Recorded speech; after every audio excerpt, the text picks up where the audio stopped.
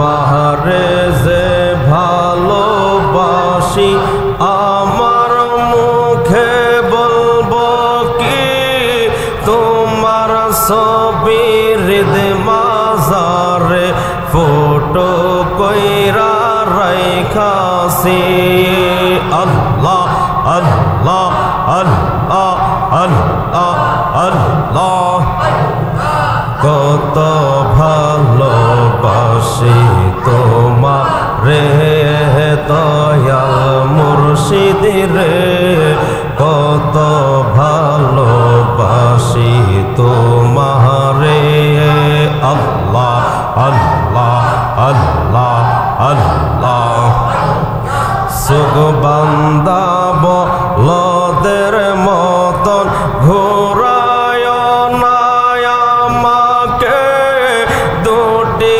নয়ন খুইলা দাও না দেখি মুর্শিদ তোমারে গো দেখি মুর্শিদ তোমারে আল্লাহ আল্লাহ আল্লাহ কত ভালোবাসি তোমারে দয়াল মুর্শিদ রে কত ভালোবাসি তোমারে আল্লাহ আল্লাহ লা ইলাহা ইল্লাল্লাহু মুহাম্মাদুর রাসূলুল্লাহ সাল্লাল্লাহু আলাইহি ওয়াসাল্লাম ববে আর নাই রে ধন ভবে আর নাই রে ধন মুশকিল কুশার নাম লো করে আযতন ভবে ভাল লাগেনি ভাল লাগে কারণ হলো আমরা মুশকিল কুশা পাগল কিনা পাগল না আমরা মুশকিল কুশাকে ভালোবাসি ইমাম হাসান ইমাম হুসাইনকে ভালোবাসি ঠিক কিনা বলেন আমি বলবো লাব্বাইক আপনারা বলবেন ইয়া হুসাইন পারবেন তো কারণ ইমাম হুসাইনের প্রেমের স্লোগান যদি দিতে পারেন আপনার জীবন ধন্য হয়ে যাবে কথা বুঝতে পারছেন ভবে আর নাই রে ধন ভবে আরে মুশকিল কুশার নাম লো করিয়া যতন ভবে রে ধন ভবে আর নাই রে ধন ভবে আর আরে মুশকিল কুশার নাম লো করিয়া যতন ভবে আল্লাহ নবী মুশকিল কুশা তিনেতে একজন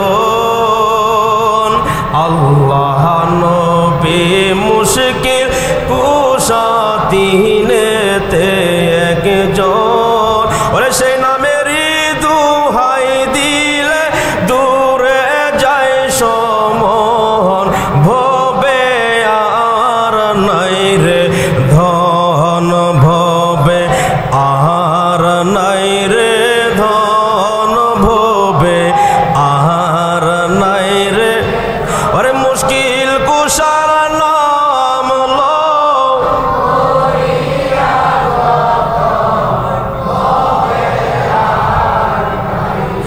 মুশকিল কুশা সামর তুজা জান্নাত মাখাতুন মুশকিল কুশা সামর তুজা জান্নাত মাখাতুন ওরে ইমাম হাসান হুসাইন দুই ভাই বেহেশতের রোশন ভবে আর নাই রে ধন ভবে আর নাই রে ধন ভবে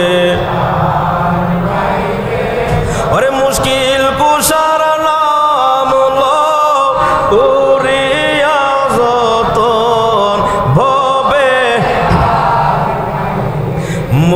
মুশকিল কোষা কেমন ধন চিনলে না রে মন, মুশকিল কোষা কেমন ধন চিনলে না রে। ওরে যে চিনাছে সে পায়াছে অমূল্য রতন, ভবে রে ধন ভবে আর নাই রে ধন ভবে। ওরে মুশকিল কুশার নাম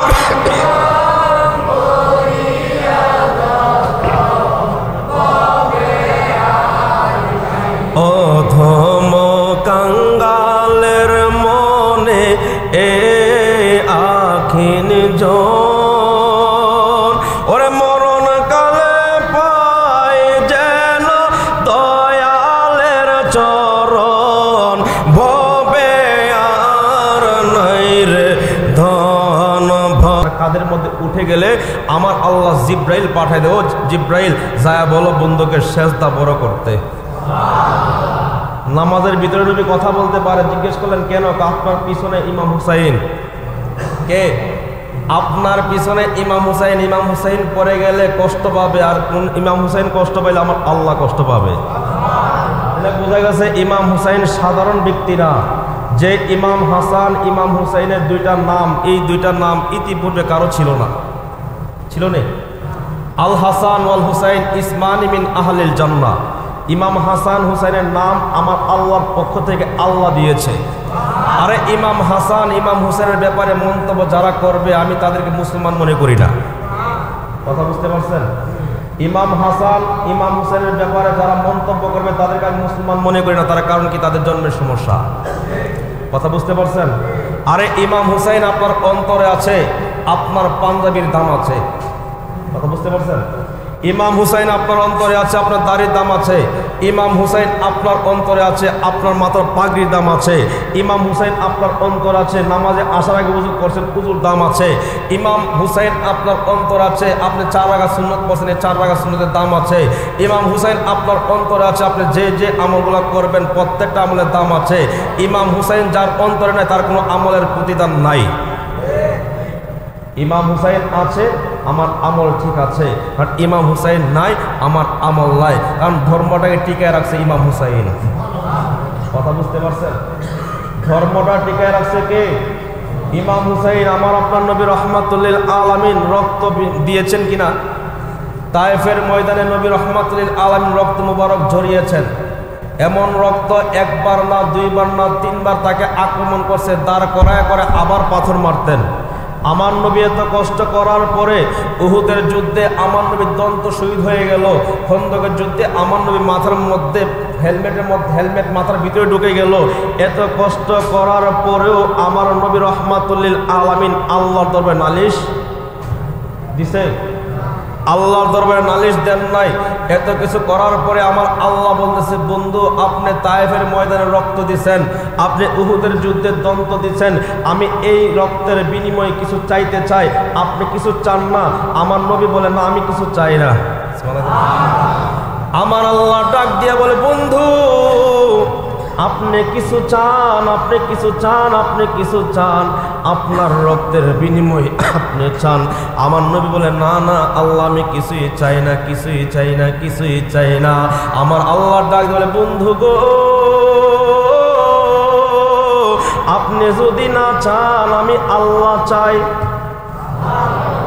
আপনি যদি না চান আমি আল্লাহ চাই। আমার আপনার নবী রাহমাতুল লিল আলামিন আল্লাহকে প্রশ্ন করেন, আল্লাহ আপনি কি চান? আমার আল্লাহ বলেন, কুল্লা আসআলুকুম আলাইহি আজরান ইল্লাল মাওয়াদ্দাতা ফিল কুরবা। ও বন্ধু গো আপনার রক্তের বিনিময়ে আপনি চান না, আপনার দন্ত শহীদের ব্যাপারে আপনি কিছু চান না, তবে আমি আল্লাহ চাই। আমার নবী প্রশ্ন করলেন, আল্লাহ আপনি কি চান? আমার আল্লাহ বলে, ইল্লাল মাওয়াদ্দাতা ফিল কুরবা। ও বন্ধু আমি চাই আপনার আহলে বায়তের ভালোবাসা। কার ভালোবাসা?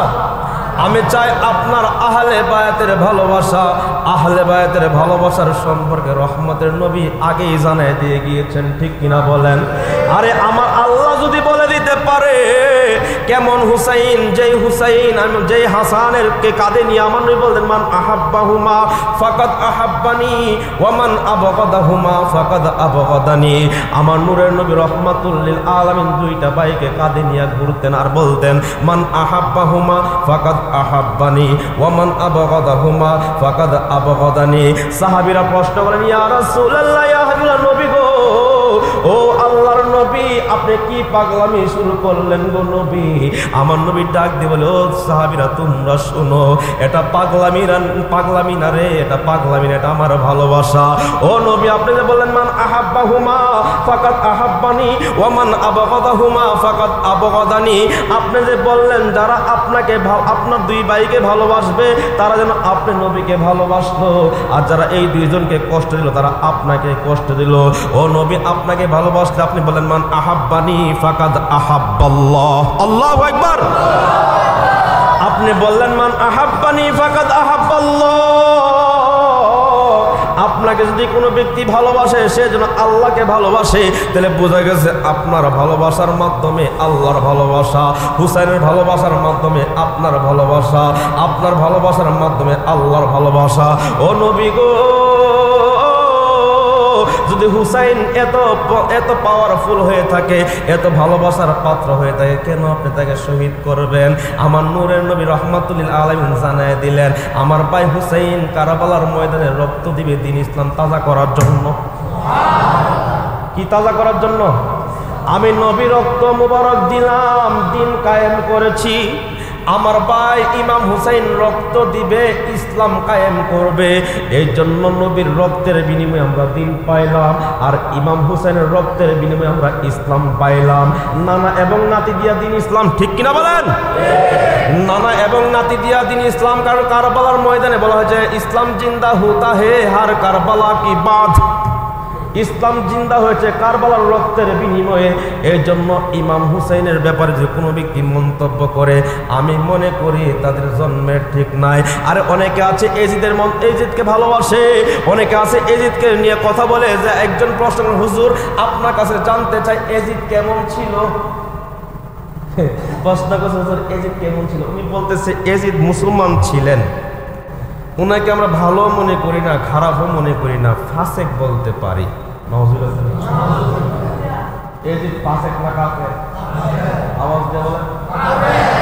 নবীর পরিবারের গলায় যাতে হাত করছে তারা কি মুসলমান থাকতে পারে? আরে মুসলমান কিভাবে থাকবে? আপনি জানেন কোরআনের মধ্যে একটা আয়াত আছে, ইয়া আইয়ুহাল্লাযীনা আমানুত্তাকুল্লাহ হাক্কা তুকাতিহি ওয়া লা তামুতুন্না ইল্লা ওয়া আনতুম মুসলিমুন।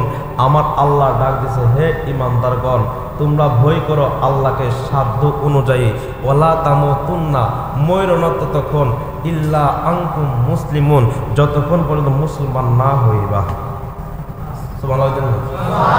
আল্লাহ যে এখানে দুইটা কথা বলছে, একটা ইমানদার, একটা মুসলমান। মুসলমান সবাই হতে পারে, ইমানদার সবাই হতে কথা বলে না। মুসলমান সবাই হতে পারে, ইমানদার সবাই হতে পারে না। তাহলে আল্লাহ আগে ডাক দিল হে ইমানদার, তাহলে আমরা তো আগে ইমানদার, পরে আবার কিছু আল্লাহ তামুতুন্না, ময়ূর তখন ইল্লা আনতুম মুসলিমুন, যতক্ষণ পর্যন্ত মুসলমান না হইবা। তাহলে বোঝা গেছে আমি ইমানদার হওয়ার পরও ইমান চলে যাইতে পারে মরার আগে। কথা বলেন না কেন? ইমান চলে যাইতে পারে মরার আগে। তা ইমানটা কি? ইমান হলো পাক পাঞ্জাতন। কথা বলেন, ইমান পাক পাঞ্জাতন। আমার নবী রাহমাতুল লিল আলামিন হলো ইমানের মূল, ঠিক কিনা বলেন? ইমানের মূল। এখন মাওলা আলী মুশকিল কোষা, খাতুনে জান্নাত মা ফাতেমা, ইমাম হাসান, ইমাম হুসাইন, এই চারজনকে মানলাম, সাথে মুহাম্মদুর রাসূলুল্লাহ। আমার নবীকে প্রশ্ন করেন, ইয়া রাসূলুল্লাহ, ইয়া হাবিবাল্লাহ, আপনার আহাল কারা? আমার নবী ডাকলেন, মৌলা আলী তুমি এইদিকে আসো, মা ফাতেমা তুমি এইদিকে আসো, ও ভাই হাসান তুমি এইদিকে আসো, ও ভাই হুসাইন তুমি এইদিকে আসো। চারজনকে চারদিকে ছড়ায় দিলেন। দেওয়ার পরে মাঝখানে আমার নবী বসে বলেন, আল্লাহুম্মা হাউলাইকা আহলুল বাইত, ও আল্লাহ এই চারজন হলো আমার আহাল। তা আমরা কি চারজন মানে কিনা? এই চারজনকে মানলে ইমানদার, না মানলে কি? বেঈমান। মরার আগে মানবেন, মাইন্না মুসলমান হইবেন, মুসলমান হইয়া কবরে যাবেন, দেখবেন কবরে তিনটা সওয়াল জবাব আছে, সহজ হয়ে যাবে। কথা বুঝতে পারছেন? আমি জানি না কতটুকু মহরমে আলোচনা করা হয়েছে। আমি যেহেতু ঢুকলাম, সময় আমার অল্প, সরাসরি আমরা পিছনের দিকে চলে যাই। কি বলেন? পিছনের দিকে চলে যাই। ইমাম হুসাইন রাদিয়াল্লাহু আনহু মুহররমের 10 তারিখ কারবালার ময়দানে গেলেন। কিসের ময়দানে? মুহররমের 10 তারিখ কারবালার ময়দানে যুদ্ধ শুরু হয়ে গেছে। ইমাম হুসাইন রাদিয়াল্লাহু তাআলা 6 মুহররম কারবালার মাঠে গেলেন। কারবালার মাঠে যায় হুরের সাথে কথা চললো। কার সাথে? হুরের সাথে কথা চলছে। হুর বলতেছে যে আপনাকে বন্দি করার জন্য আসছি, আমি 1000 সৈন্য নিয়ে আসলাম। আর ইমাম হুসাইন বলে আমার তো 72 জন, আমার স্ত্রী সন্তান সন্ততি নিয়ে আমরা 83 জন আছি। কত জন? স্ত্রী সন্তান সন্ততি নিয়ে 83 জন। আর বুঝেন কত? মাত্র 72। কত? 72 জন সন্তান সন্ততি নিয়ে হলো 83 জন। এই 83 জনের কাফেলা মদিনা থেকে হিজরত করে গেলেন খানায়ে কাবা। খানায়ে কাবা থেকে হিজরত করে আসলেন বাইতুল কাবা, আপনার কুফানগরে। কুফানগরে আসার পরে হুর আটকায় দিলেন। এখানে অনেক কথা আছে, মুসলিমের কথা বাদ দিলাম। ইমাম হুসাইন রাদিয়াল্লাহু আনহুর সাথে হুরের কথা শুরু হয়ে গেল। হুর বলতেছে হুজুর আপনাকে আমি আটকানোর জন্য আসলাম। ইমাম হুসাইন বলে আমার কোনো দোষ নাই, তো দোষ একটাই, আপনারা কি এজদের বিরুদ্ধে কথা বলতে এসেছেন? আমাকে বলে হয়েছে ইবনে জিয়াদ পাঠিয়েছে আপনাকে বন্দি করার জন্য। তখন বলতেছে আমি তো এমন কোনো যুদ্ধের কৌশল নিয়ে এখানে আসি না। যুদ্ধের কৌশল নিয়ে আসলে আমি আমার আলী আজদকে এখানে আনতাম না। আন্তনি আমি আমার স্ত্রী সাহার বানুকে এখানে আনতাম না, আমার বোন জৈনবকে আনতাম না, আমার মেয়ে সখিনাকেও আনতাম না। আমি যেখানে যুদ্ধ করতে আসি নাই। আমি শুনেছি আমার ভাই মুসলিমের কাছে নাকি 40,000 লোক বয়াতে রাসূল গ্রহণ করেছে। কত? 40,000। এই 40,000 বয়াতে রাসূল গ্রহণ করেছে বিদায় আমি এখানে আসা। আমার মুরিদদের বাড়িতে চলবে, আমার আত্মীয় স্বজন যারা আছে সবাই আমার সাথে সাথে থাকবে, এই জন্য আমি এখানে আসলাম। হুর বলে হুজুর আপনি যাই বলেন আমার কিছু করার নাই, আপনাকে বন্দি করতে হবে। তবে একটা কথা আপনাকে বলি, আপনি আমার সাথে সারাদিন কথা বলেন, রাত্রের আধারে আপনি এখান থেকে চলে যান। ইমাম হুসাইন বলেন ঠিক আছে, আমি রাত্রে আধারে চলে যাব। ইমাম হুসাইন 1 দিন 2 দিন 3 দিন একাতারে যখন বের হতে লাগলেন, 3 দিনের মাথায়ও একই জায়গার মধ্যে বারবার উপস্থিত। 4th দিন ইমাম হুসাইন রাদিয়াল্লাহু তাআলা আবার বের হয়ে গেলেন রাত্রের আধারে। আপনার রাত্রে 3টার দিকে একজন মুরব্বীর সাথে দেখা, বলতেছে বাজান আমি জানতে চাই এই জায়গাটার নাম কি? তখন ওই লোকটা বলতেছে হুজুর আপনি কি জানেন না এই জায়গাটার নাম কি? না এই জায়গার নাম তো আমি জানি না। বলতেছে হুজুর এই জায়গাটার নাম হলো কারবালা। কি নাম? কারবালা। ইমাম হুসাইন বসে গেলেন, জৈনবকে ডাক দিলেন, জৈনব বোন এই জায়গা থেকে আমি 1 দিন 2 দিন 3 দিন 4 দিন বের হলাম, 4 দিন গেলাম, যদি সারা বছর এখান থেকে বের হতে চাই আমি এখান থেকে বের হতে পারবো না, কারণ আমার নানার ভবিষ্যৎবাণী আমি কারবালার ময়দানে আমার কল্লা শহীদ করা হবে। কোথায়? কারবালার ময়দানে। এই জায়গার মধ্যে আমি এখান থেকে আর করতে পারবো না।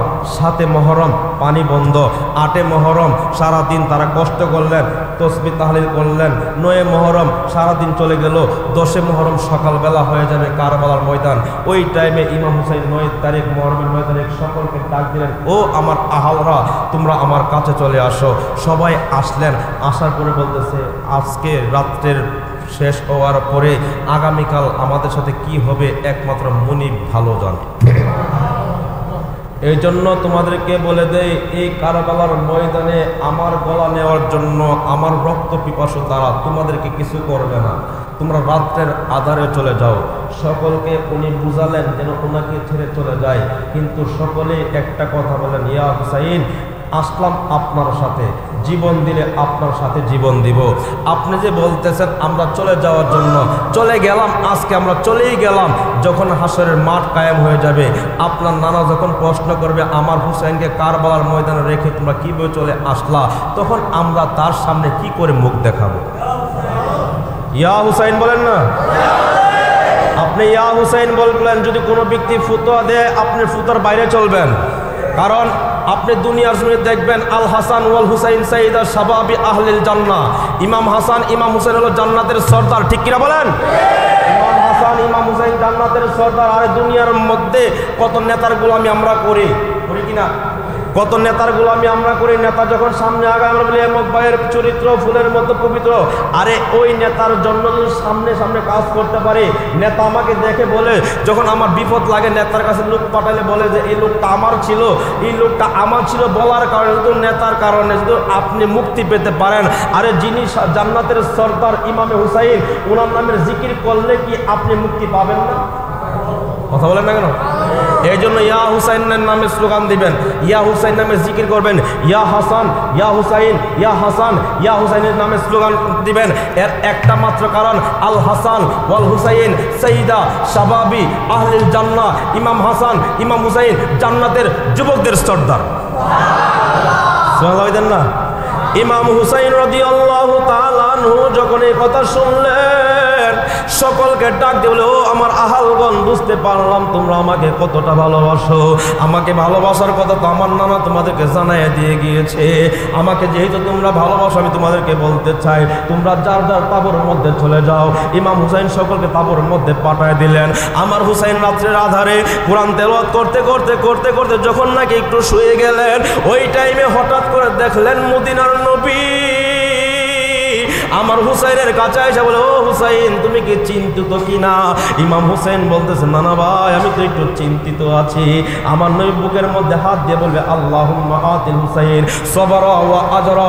ও আল্লাহ, আমার নাতি ইমাম হুসাইনকে তুমি ধৈর্য ধারণ করার ক্ষমতা দান করে দাও, সবর এবং ধৈর্য তুমি দান করে দাও। ইমাম হুসাইনকে বলেন, ও হুসাইন, তুমি কি জানো না আমি তোমার সাথে আছি? আল্লাহু আকবার বলেন।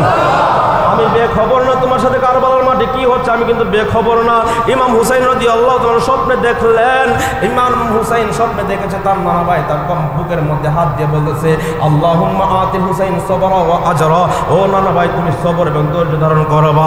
ইমাম হুসাইনকে এই কথা বলার পরে ইমাম দয়াল নবী চলে গেলেন। যাওয়ার পরে সকালবেলা যুদ্ধ শুরু হয়ে গেল। যুদ্ধের ময়দানে একেবারে ইমাম পরিবারের 50 জন শাহাদাত বরণ করলেন। আছে তার আত্মীয় স্বজন, তাদের মধ্যে ছিলেন হযরত আব্দুল্লাহ বিন হাসান, ইমাম হুসেনের সৎ ভাই সহ আব্দুল্লাহ বিন মুসলিম বিন আকিলের আপন ভাইও ছিলেন। এদের মধ্যে ছিলেন হযরত কাসেম, এদের মধ্যে ছিলেন হযরত আলী আকবর, আলী আসগর, হযরত আব্বাস রাদিয়াল্লাহু তাআলা আনহু। এই প্রত্যেকটা লোক শাহাদাত বরণ করার পরে ইমাম হুসাইন রাদিয়াল্লাহু তাআলা আনহু একা হয়ে গেলেন, আর কেউ নাই। আপনারা বলতে পারেন, হুজুর সকলের কথা বাদ দিয়ে ইমাম হুসাইনের কাছে কেন চলে গেলেন? আমি বলবো, সময় আমার অল্প, এই জন্য ইমাম হুসাইনের কাছে চলে গেলাম। ইমাম হুসাইন যখন যুদ্ধের ময়দানে যাবে, ঘরের মধ্যে যায় বলে, ও জৈনব, আমি আজকে যুদ্ধের ময়দানে যাব, আমাকে বিদায় দাও, আমাকে বিদায় দাও। তোমাদেরকে একটা কথা জানায় দিয়ে যায়, আমি যখন চলে যাব তোমরা আমার জন্য এত কান্নাকাটি করবা না, ধৈর্য এবং সবর ধারণ করবা। ও জৈনব, তুমি কিন্তু খাইবার বিজয়ী কন্যা, মৌলা আলী মুশকিল কুশার কন্যা, খাতুনে জান্নাত মা ফাতেমার কন্যা। তুমি কিন্তু দয়াল নবী মুহাম্মদ রাসূলুল্লাহ সাল্লাল্লাহু আলাইহি ওয়াসাল্লামের প্রাণপ্রিয় নাতি। আমি তোমাদেরকে জানিয়ে দিয়ে যেতে চাই, আল্লাহর কাছে তোমাদেরকে আমানত দিয়ে গেলাম। আর আমার জয়নাল আবিদিনকে তোমরা একটু দেখে রাখবা। ইমাম জয়নাল আবিদিন একা ছিল, 22 বছরের শিশু, 22 বছরের সন্তান। আসতেন ইমাম হুসাইনের দরবারে, আয়েশা বলে, আব্বা, ও আব্বা, শুনলাম আপনি নাকি চলে যাবেন যুদ্ধের ময়দানে।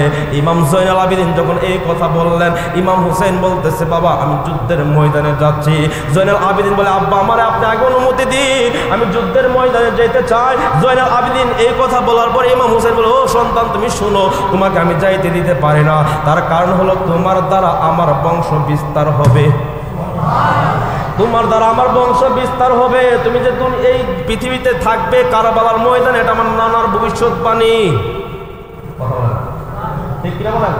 কিন্তু ভবিষ্যৎবাণী কথা বলে, জয়নাল আবিদিন তো 22 বছরের সন্তান, আলী আকবর তো মাত্র 18 বছর। আলী আকবর গেল, যিনি নবীজির প্রতিচ্ছবি ছিলেন, আলী আকবর গেল, 22 বছরের সন্তান। জয়নাল আবিদিন দায়িত্ব না, কথা বলেন? এটা বোঝা গেছে জয়নাল আবিদিনকে রেখে দিলেন, আমার দয়াল নবীর বংশ সিরিয়াল যেন ঠিক থাকে। জয়নাল আবিদিনকে কাছে নিলেন, বুকের মধ্যে জড়ায় ধরলেন, আর বললেন, বাবা, আমি চলে যাব, আমি তোমার কাছে একটা আবদার জানাই দিয়ে যাই, যদি কোনোদিন সুযোগ হয় তুমি মদিনায় যাও, ওই টাইমে আমার নানার দরবারে আগে নালিশ দিবা, দুনিয়ার কোনো মানুষের কাছে তুমি নালিশ দিবা না। ইমাম হুসাইন কারবালার ময়দানে যুদ্ধ করতে শুরু করলেন। আমি সময় অল্প কিছু কথা বলতেছি। ইমাম হুসাইন যখন যুদ্ধ শুরু করলেন, সকল মানুষগুলাকে এমনভাবে কতল করতে শুরু করলেন, কারণ ওনার হাতে হাতে ছিল তার আব্বা মৌলা আলী মুশকিল কুশার তলোয়ার, যেই তলোয়ারের গুটি এত দ্রুত বেগ ছিল, উনি একবার আঘাত করলে কয়েকশো লোক একসাথে পড়ে যেত। ওই আমার আল্লাহ তাদেরকে ধ্বংস করে দিবে। তাদেরকে যদি আমার আল্লাহ ধ্বংস করে দেয়, আমার নানা ভাই, ও নানা ভাই, দেখো আমার হাতের মধ্যে বোতল আছে, যেই বোতলের মধ্যে তোমার রক্ত মুবারক আমি জমাট করে রেখেছি। এই রক্ত নিয়ে আমি আল্লাহর দরবারে যাব। আল্লাহর দরবারে যাই বলবো, আমি আমার ইমাম হুসাইনের রক্ত তোমার কাছে নিয়ে হাজির হইলাম। আমার হুসাইনের রক্তের বিনিময়ে আমার উম্মতগুলোকে জান্নাতে নিতে চাই। হে আমার বাজান রে,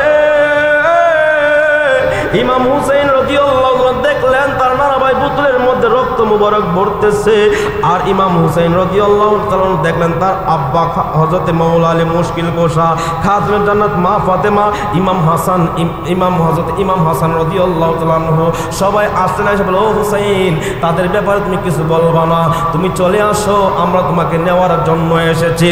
আমার দয়াল নবী রাহমাতুল লিল আলামিন তাদেরকে এই কথা বলার পর ইমাম হুসাইন আর কিছু বললেন না।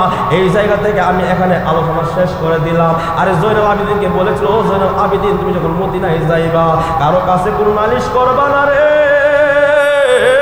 কারো কাছে আমি ইমাম হুসাইনের ব্যাপারে মন্তব্য করবা না। মন্তব্য যদি করতে হয় আমার নানার দরবারে যায় মন্তব্য করবা। রাদিয়াল্লাহু তাআলা আনহু জয়নুল আবিদিনকে বলে দিয়ে গেলেন, ও জয়নুল আবিদিন রে, মদিনায় যখন যাইবা ওই টাইমে দুনিয়ার কোন মানুষের সাথে আমার নালিশ করবা না। ইমাম হুসাইন রাদিয়াল্লাহু তাআলা এই রেওয়াজ অনুযায়ী হযরত জয়নুল আবিদিন যখন নাকি এজিদ ভাইয়ের কবল থেকে বের হইলেন, বের হওয়ার পরে তারা চিন্তা করলেন নুমান বিন মুশিরকে দিয়ে যখন তাদেরকে পাঠিয়ে দিলেন, জৈনব ডাক দিল, নুমান বিন মুশির রে, আমি চাই আবার কারবালার ময়দানে যাইতে। কারবালার ময়দানে যাই দেখবো আমার ভাই হুসাইনের লাশ দাফন করা হয়েছে কিনা, আমি দেখবো আমার সন্তান আলী আসগর আলী আকবর তাদের লাশ দাফন করা হয়েছে কিনা। নুমান বিন মুশির বলে, ও জৈনব, ঠিক আছে, আমরা কারবালার ময়দানে যাব। কারবালার ময়দানে গেলেন, যাই দেখলেন তাদের লাশ দাফন করা হয়েছে। লাশ দাফন করা হওয়ার পরে ইমাম জয়নুল আবিদিন বলে, ও ফুফু আম্মা, আজকে তো আমার আব্বার 40 বিশেষ সফর। কত? বিশেষ সফর ইমাম হুসাইনের তেহলাম শরীফ। ওই টাইমে জৈনব বলতেছে, বাবা, যেহেতু এখানে আমরা আসলাম, আমার ভাইয়ের 40 আমরা আদায় করে যাই। 40 আদায় করবো কি করে? উনি খিচুড়ি পাকাইলেন। আর আমরা আহলে সুন্নাত ওয়াল জামাতের লোক মুহররম মাসে খিচুড়ি পাকাই, এটা কিন্তু নতুন না, ইমাম হুসাইনের পরিবার করছে, আমরা করি।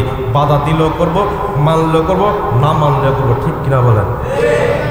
ইমাম জয়নুল আবিদিন ভিতরে গেলেন, সময় হয়েছে। জয়নুল আবিদিন মদিনায় গেলেন, কারবালা থেকে মদিনায় চলে গেলেন। যাওয়ার পরে সকলে তাদের সাথে কথা বললেন, কিন্তু জয়নুল আবিদিন এক সাইডে দাঁড়ায় নবীজির রওজার দিকে তাকায় রয়েছে, আর কিছু বলে না, চোখ দিয়ে পানিও আসে না, মানে চোখের কান্নাও আসে না, আর সবাই হাই হতাশ করতেছে। ইমাম হুসাইনের বড় মেয়ে ফাতেমা, উনিও ওই জায়গায় ছিল, মদিনা ছিল। আমার নবীজির কলিজার টুকরা একজন স্ত্রী, যার নাম উম্মে সালামা, উনিও মদিনায় ছিলেন। তারা সকলে মিলে যখন কথাবার্তা শুরু করলেন, ওই টাইমে জয়নুল আবিদিনের কাছে বলতেছে, আপনি কিছু বলেন না, আপনি চলেন ঘরে যাই। উনি জয়নুল আবিদিন বলতেছেন, না না না, আমি ঘরে যাব না, আমার আব্বা আমাকে ওসিয়ত করেছে, যদি আমি কোনোদিন সুযোগ পাই মদিনা যাওয়ার, তখন যেন আমি আমার আব্বার নানার দরবার আগে সালামটা দেই। ইমাম জয়নুল আবিদিন আমার নবী রাহমাতুল লিল আলামিনের রওজার পাশে দাঁড়ায়া আসসালাতু ওয়াসসালামু আলাইকা ইয়া রাসূলুল্লাহ বলেছে। আসসালাতু ওয়াসসালামু আলাইকা ইয়া হাবিবাল্লাহ বলার পরে জয়নুল আবিদিন আর কিছু বলতে পারে না, ডাক দিল, ও আমার আব্বার নানা। আমার আব্বা আমাকে বলে দিয়ে গেলেন, আমি যদি মদিনায় আসতে পারি, আমি যেন আপনার দরবারে কারবালার ঘটনাগুলো বর্ণনা করি। জয়নুল আবিদিন এতটুক বলার সাথে সাথে কাঁদতে শুরু করলেন, আর কিছু বলতে পারে না। জয়নুল আবিদিনের কান্নার সাথে মদিনার দেওয়াল কান্দে রে। আমার নবীর রওজা মুবারক থর থর করে কাঁপতে শুরু করলো, আর ভিতর থেকে আওয়াজ আসতেছে, ও জয়নুল আবিদিন, তুমি কার কাছে কি বলো? আমার ভাই হুসাইন যখন নাকি কারবালার ময়দানে গলার মধ্যে ছুরি লাগায় দিয়েছে, ওই টাইমে আমার ভাই বলছে, নানা ভাই, এই নানা ভাই বলার সাথে সাথে আমি আমার ভাইকে কুলের মধ্যে নিয়ে নিলাম। আমি আমার ভাইকে কুলের মধ্যে নিয়ে জড়ায়া ধরলাম, ভাইরে সবুর করো, তোমার রক্তের বিনিময়ে আমি আমার উম্মত জান্নাতে নিব, আমি আমার উম্মত জান্নাতে নিব তোমার রক্তের বিনিময়ে। ও জয়নাল আবেদিন, তুমি কার কাছে কি বলো? আমি তো সকল কিছু সচক্ষে দেখেছি রে জয়নাল আবেদিন। তুমি কান্না করো না, তুমি সবর ধরো, সবর করো, তুমি কান্না করো না। এরপর থেকে ইমাম হুসাইনের সন্তান জয়নাল আবেদিন একদিনও সে হাসে নাই, একদিনের জন্য তার মুখে হাসি ফুটে নাই। ওনার সন্তান ইমাম বাকের ডাক দিল, ও আব্বা, আজকে 35 বছর হয়ে গেল, এই 35 বছরের ভিতরে আমি একদিনও দেখলাম না আপনি হাসতে। জয়নাল আবেদিন বলো, ইমাম বাকের, আমি কি করে হাসবো? তুমি তো জানো না কারবালার ঘটনা কেমন ছিল। তুমি যদি জানতা তুমিও কানতা, তোমার মুখেরও হাসি চলে যাইতো। ও ইমাম বাকের, দুনিয়াতে আমি যতদিন থাকবো আমি কোনোদিন আমার মুখে হাসি দেখতে পারবো না। আরে আমরা তো প্রেম করে